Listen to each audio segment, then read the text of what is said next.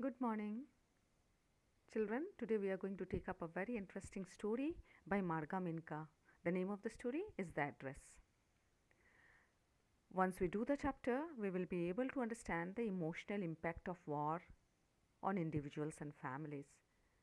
Apart from this, we will also able to analyze the theme of loss, memory, and the quest for identity.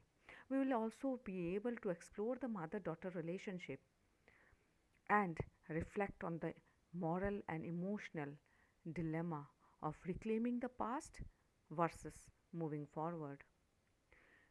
The Address by Marga Minka is a very touching story. Children, during World War II, the Germans invaded Holland, where 90% of the people were Jews. Many of the Jews fled in fear to other countries. A woman and her little daughter also had to leave their home. The woman left all her things with a woman known to her. After some time, the woman died. Her house was destroyed. However, her daughter remembered the place where she used to live with her mother. Long after the war, she came back to the town where she used to live with her mother. She went to meet the woman with whom her mother had left all her things. But the woman refused to recognize her because she didn't want to return the things.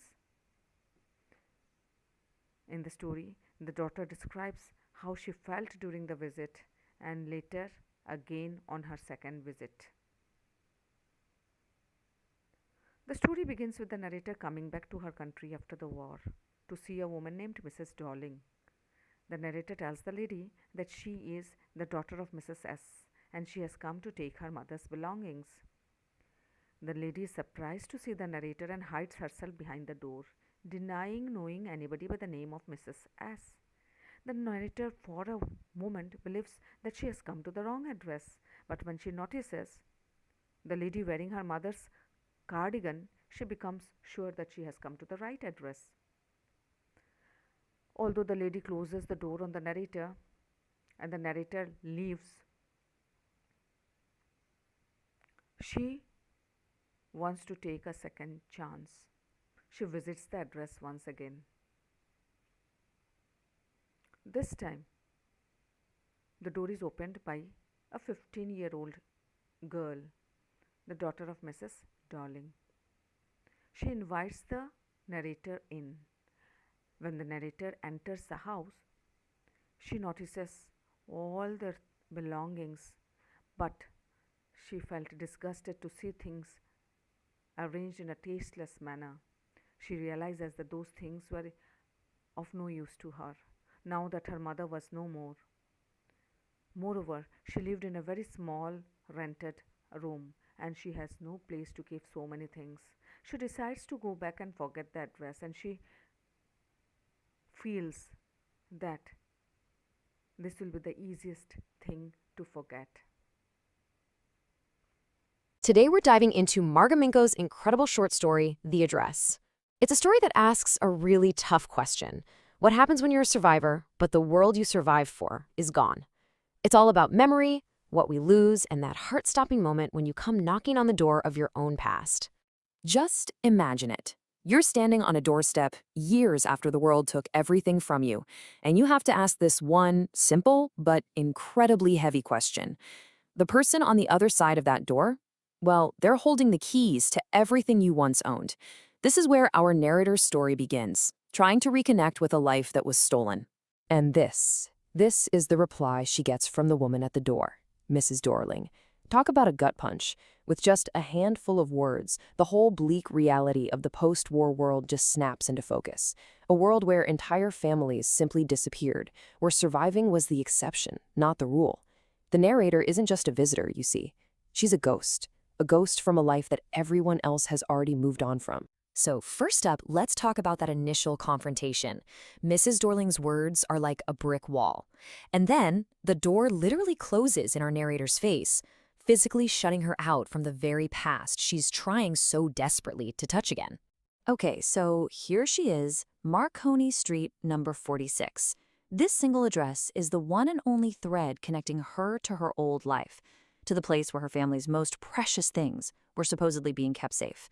And she knows she's in the right place almost instantly, because the woman who answers the door, Mrs. Dorling, is wearing her mother's green knitted cardigan. It's this immediate, painful clash between a warm memory and a very, very cold reality. The whole exchange is just brutal.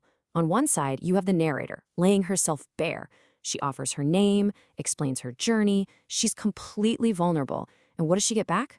Denial. Excuses. A total shutdown. There's zero empathy here, just this absolute resolve to keep that door and the past shut tight. So you're probably wondering, how on earth did all of these cherished belongings end up on Marconi Street in the first place? Well, the story goes back to a promise, or at least what looked like a promise, made right in the middle of the war. So let's rewind. During the war, this old acquaintance of the narrator's mother, Mrs. Dorling, conveniently pops back into their lives. She starts making these regular visits, taking away their valuables, silver, antique plates, all of it, saying it's for safekeeping. The mother, desperate, agrees. Now, after the war, the narrator is the only one left, and she's come back to cash in on that old agreement. You really have to see this from the mother's point of view. For her, this wasn't about losing her things, it was about saving them. In her mind, Mrs. Dorling was a hero, taking this huge risk to protect their belongings. It was an act of preservation, an act of hope in a hopeless time. And she chose to trust her. But the daughter, she didn't quite see it that way. Even back then, while her mother was singing Mrs. Dorling's praises, the narrator felt this little seed of doubt. And that tension right there, between the mother's desperate trust and the daughter's quiet suspicion, is really what this whole story hinges on. But our narrator isn't one to give up easily. She goes back to the address a second time, and this time, the door opens. Now she's stepping into a house of memories. Or is she? This time around, it isn't Mrs. Dorling who answers. It's a young girl, about 15 years old, who turns out to be her daughter. The girl has no idea who this stranger is, so she lets her in to wait for her mother.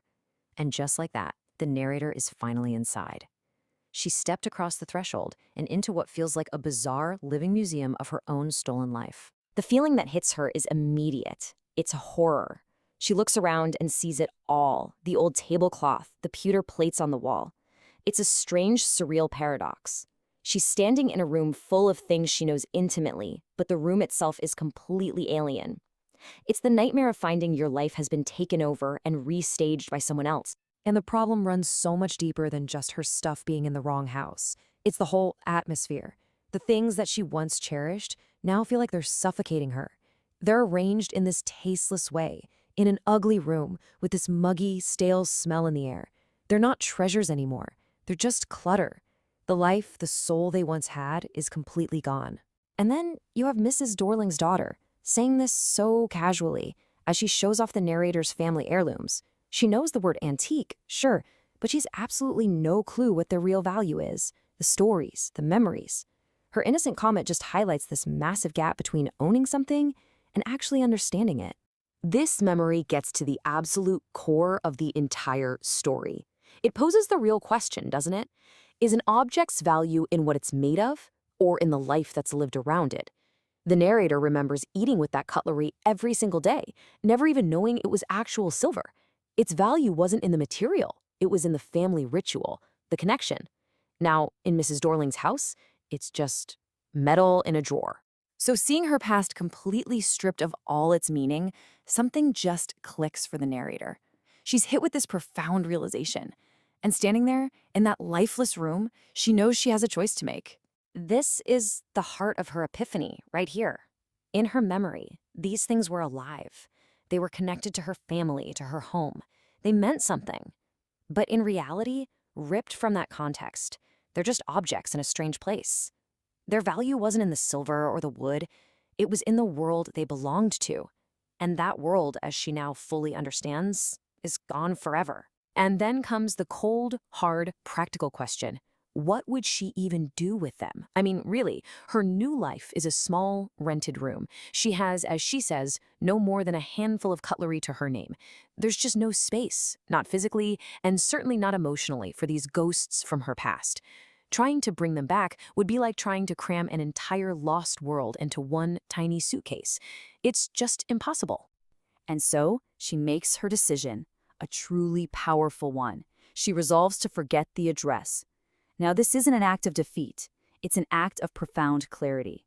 She finally understands that getting the things back will never bring back the life she lost. The only real way to move forward is to leave the past and its soulless objects right where they are. And the story closes with this final, absolutely devastating line. Just think about everything this woman has already been forced to forget. Her family, her home, her entire world. Forgetting those things, that's the impossible task she has to live with every single day. But forgetting an address, a street name, a house number, a room full of hollow things? Yeah, she realizes that's gonna be the easy part.